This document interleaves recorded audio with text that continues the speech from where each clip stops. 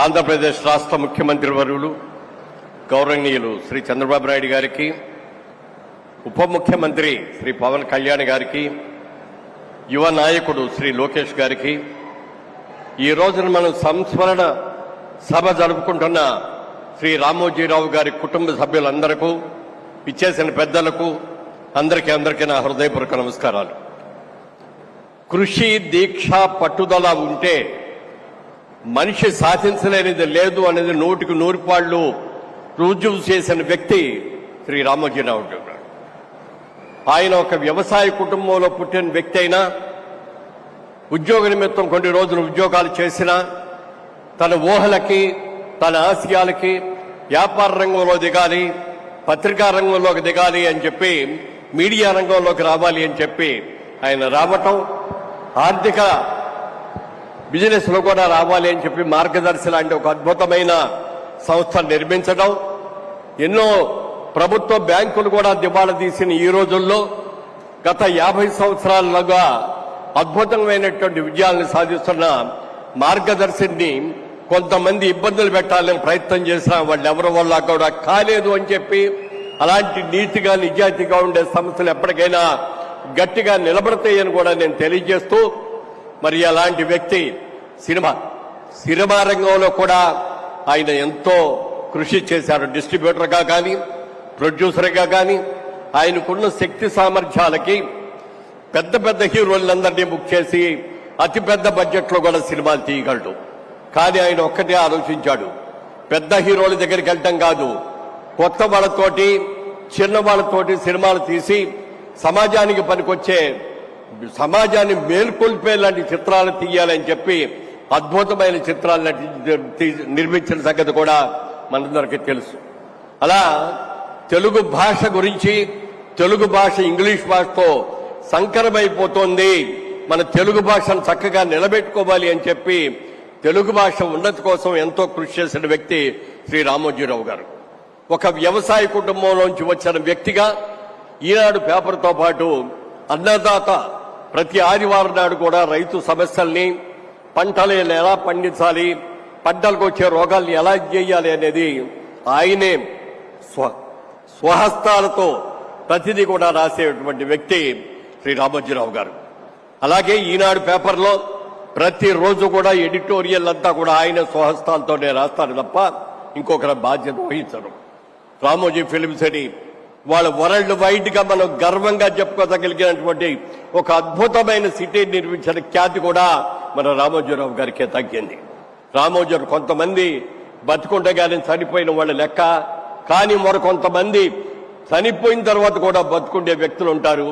అలాంటి వ్యక్తుల్లో ప్రముఖంగా చెప్పుకోవాల్సింది రామోజీరావు గారు. ఆయన ఎక్కడికి వెళ్ళలేమన్నది, ఆయన ఆత్మ మన చుట్టూనే జరుగుతుంది, ఆ రామోజీ ఫిల్మ్ చుట్టూనే జరుగుతుంది. తెలుగు ప్రజల అభివృద్ధి కోసం పాటుపడుతూనే ఉంటుందని తెలియజేస్తూ, వారి ఆత్మకు శాంతి కలగాలని, వారి కుటుంబ సభ్యులకి అందరికీ కూడా నా సానుభూతిని ప్రకటిస్తూ, ఇంత మంచి కార్యక్రమాన్ని ఏర్పాటు చేసినటువంటి రాష్ట్ర ముఖ్యమంత్రికి, ఉప ముఖ్యమంత్రులకు నా హృదయపూర్వక కృతజ్ఞతలు తెలియజేస్తాను. జై హింద్. నేషనల్ మీడియా నుంచి మన ముందుకి మరొక దిగ్గజం మాట్లాడడానికి రాబోతున్నారు. రాజస్థాన్ పత్రిక ఆయన ఎడిటర్గా నిర్వహిస్తున్నారు. అలాగే మన తెలుగులో ఎలాగైతే ఈనాడు ఘంటా పదంగా ఢంకా మోగించిందో అంతే పవర్ఫుల్గా రాజస్థాన్ పత్రికని ఎడిటర్గా నడిపిస్తున్నారు. ప్రముఖ రచయిత, let me welcome Shri Gulab Kothari గారు to speak a few words about Shri Ramoji Rao గారు.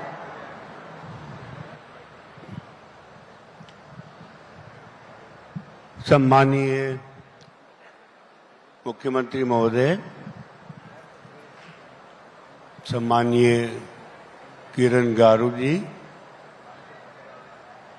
सम्मानीय मंच पर सभी विशिष्ट अतिथिगण,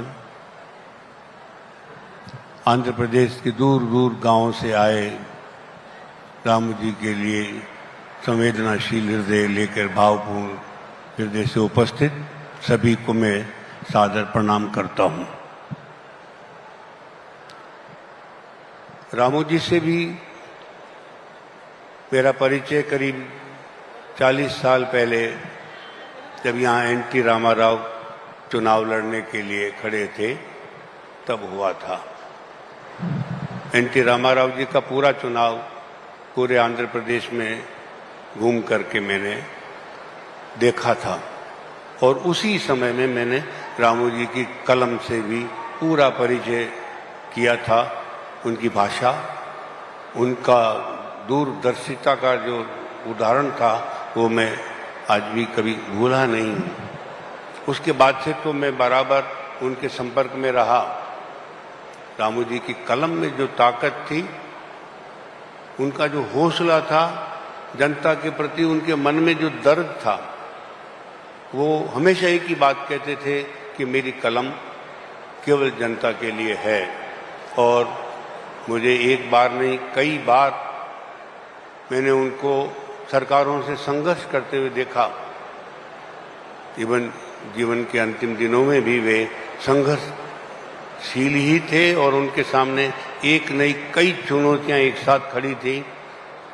ये ईश्वर की कृपा कहिए कि अंतिम सांस लेने से पहले उन्हें कुछ राहत मिल पाई। रामू जी एक दृष्टा थे आंध्र प्रदेश के लिए। अब तो तेलंगाना आंध्र 2 हिस्से हो गए, पर उन्होंने जिस तरह से परंपरा और विज्ञान, आधुनिक जीवन दोनों का समावेश करने का प्रयास किया, ये आपके सामने है। फिल्म सिटी की परंपरा की बात नहीं थी, वो इस देश के लिए एक बहुत बड़ा योगदान था। लोग बरसों अभी तक, पीढ़ियों तक याद करेंगे उनके इस योगदान को।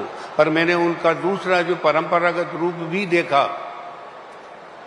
उनकी 3 पोतियों की शादी देखी मैंने, जब तीनों ही पोतियों के दूल्हे के उन्होंने पांव धोए, जमीन पे बैठकर उनके चरण पखारे।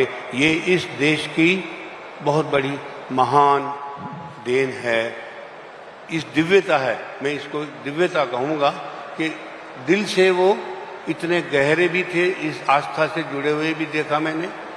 व्यापार के स्तर पर तो खैर बहुत ही कुछ उदाहरण उन्होंने छोड़े, और शायद उनकी सरकार से टक्कर लेने का जो सबसे बड़ा जीत का कारण यही था कि उनके व्यापार में कहीं कोई कालापन किसी को पकड़ में नहीं आ पाया। पर ये भी ईश्वर को कहिए कि ईश्वर हर युग में, हर काल में हमको कोई न कोई एक विभूति देता है जो अपराधियों से, समाज कंटकों से, जनता के हक में लड़ते हैं। और उनमें से मैं समझता हूँ रामू जी एक थे। मेरे लिए तो बहुत बड़ा संबल थे, क्योंकि अब आप देखिए 40 साल पहले तो मेरा प्रवेश ही था पत्रकारिता में, और तब से मेरे करीब करीब हर लेखन पे मैं उनके साथ मेरा आदान प्रदान था। जब हमने अपनी सरकारों से लड़ाई लड़ी, तब हमारा सबसे बड़ा जो संबल था मेरा, वो रामूजी राव थे। तो मैं तो आज भी ईश्वर से एक ही प्रार्थना करता हूँ कि इस देश में हर प्रांत में, हर जिले में कोई न कोई रामूजी राव पैदा होना चाहिए। देश इतना बड़ा है, इतनी विभिन्नताएं हैं कि एक रामूजी राव इस देश के लिए कम हैं। और जो भी इस क्षेत्र में उतरे, उसी संकल्प के साथ उतरे कि मैं रहूं या न रहूं, मेरी जनता के हित को कभी आंच नहीं आनी चाहिए।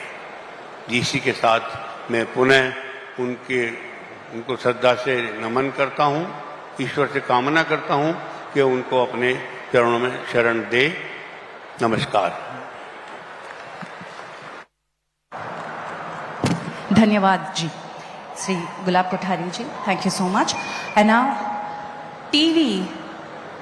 టీవీకి ఒక టీవీ నేర్పించి, ఈ టీవీ ఇంటింటానే కాదు రాష్ట్రంలో ప్రతి ఇంట ప్రతి భాష ఘంటా పదంగా మోగించాలి అనేటువంటి దార్శనికుడు శ్రీ రామోజీరావు గారు.